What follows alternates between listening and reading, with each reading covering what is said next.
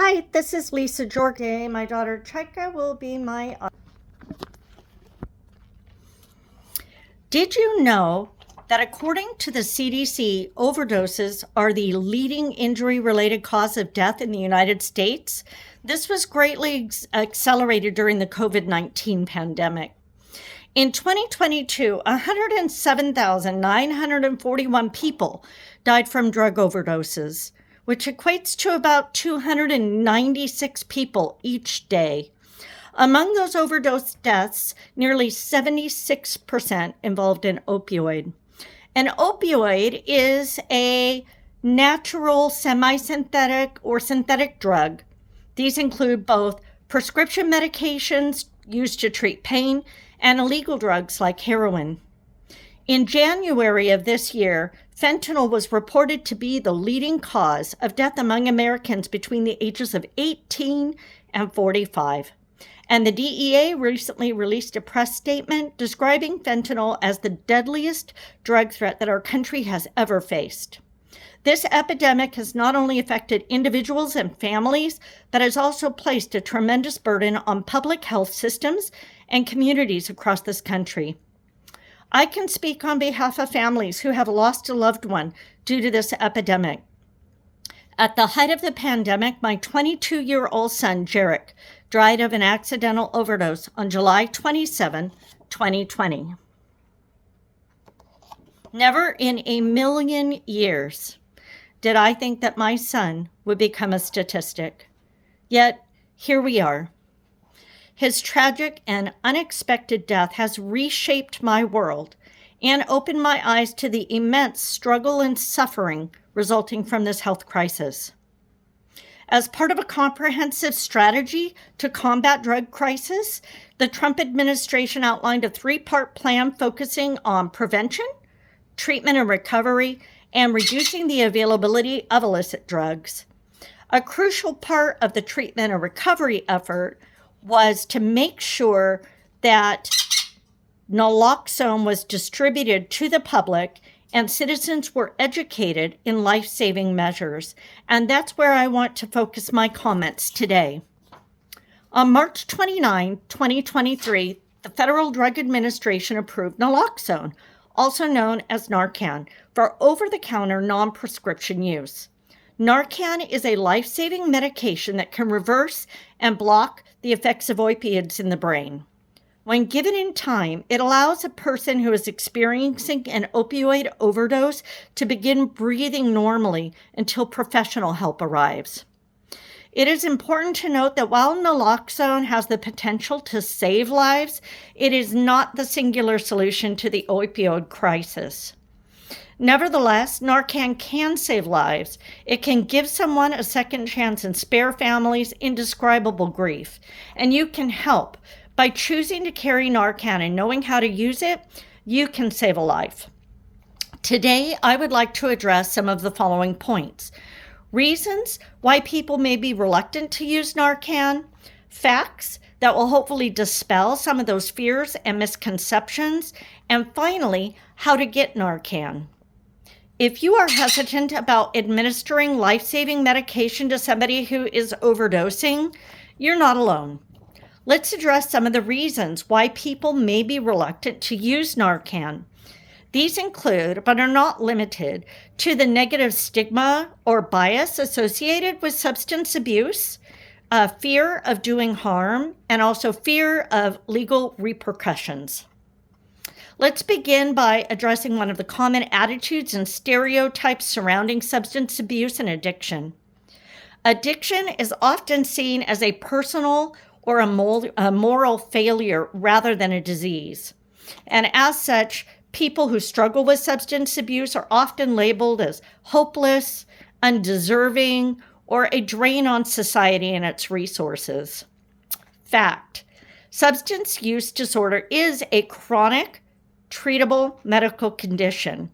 It was classified as a brain disease first by the American Medical Association in 1987 and later corroborated by the American Society of Addiction Medicine in 2011.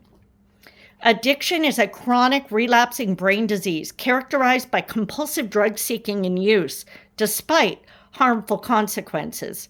It is considered a brain disease because drugs change the brain's structure and manner in which it functions.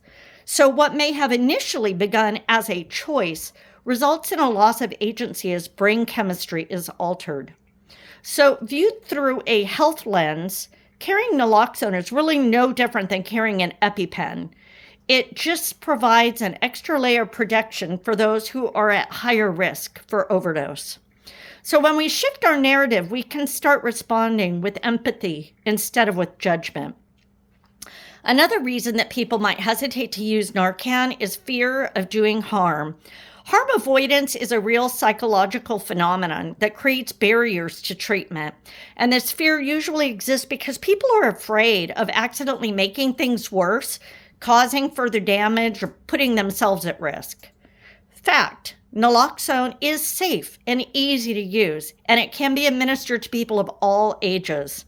Marta Sokolowska, PhD and Deputy Center Director for Substance Use and Behavioral Health at the FDA, addresses this concern. She says, don't hesitate to administer naloxone in an emergency, even if you're not sure that the person is experiencing an opioid overdose, because giving someone naloxone who does not have opioids in their system shouldn't hurt them, but it might help them, and it may just save their life.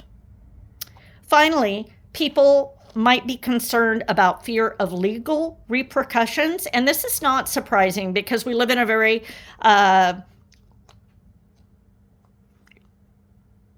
litigious society. Everybody's worried about getting sued. However, in the event of an overdose, seconds count. Fact, the Good Samaritan law offers legal protection to individuals in all 50 states who voluntarily help others in emergency situations. The primary goal of the law is to save lives. Fear of legal consequences should never be a barrier to getting or receiving help. While I recognize some of these concerns and others that people have, and I may have held some of these misconceptions as well, I believe that knowledge and education can dispel many of these fears and misinformation. The biases themselves may be harder to overcome, but when you let love motivate your actions, I believe you will see the benefit of carrying Narcan, which brings me to my next point. Naloxone is available in many pharmacies and can be obtained in some states without a prescription. Community-based distribution programs, local public health groups, and local health departments are also great resources. Additionally, there are online training and distribution services that will send you naloxone free of charge. And I will include a link to some of those services with this information that I'm sharing with you today, along with a fact sheet from the CDC that describes what to do if you think somebody is overdosing and how to recognize some of the signs of an overdose. In summary, Narcan saves lives. It can give someone a second chance and spare families indescribable grief. And you can help. By choosing to carry Narcan and knowing how to use it, you can save lives. 4 years ago, my son was found alone and non-responsive in his car. Unfortunately, too much time had passed, and my son was not able to be revived when the paramedics arrived. While I cannot change his outcome, I can educate myself and others, be an advocate for those who struggle with substance abuse disorder, and be prepared to help somebody else who may be in a similar situation. Drug overdoses fueled by synthetic opioids like illicit fentanyl continue to plague our nation, and everybody is needed to help us navigate this crisis. I carry Narcan because life is hard. Numbing is a very human defense mechanism. It is not my job to judge, but if I can give someone a second chance at life and save another parent from the pain of burying a child, I will not hesitate. And I hope you will not either. Thank you.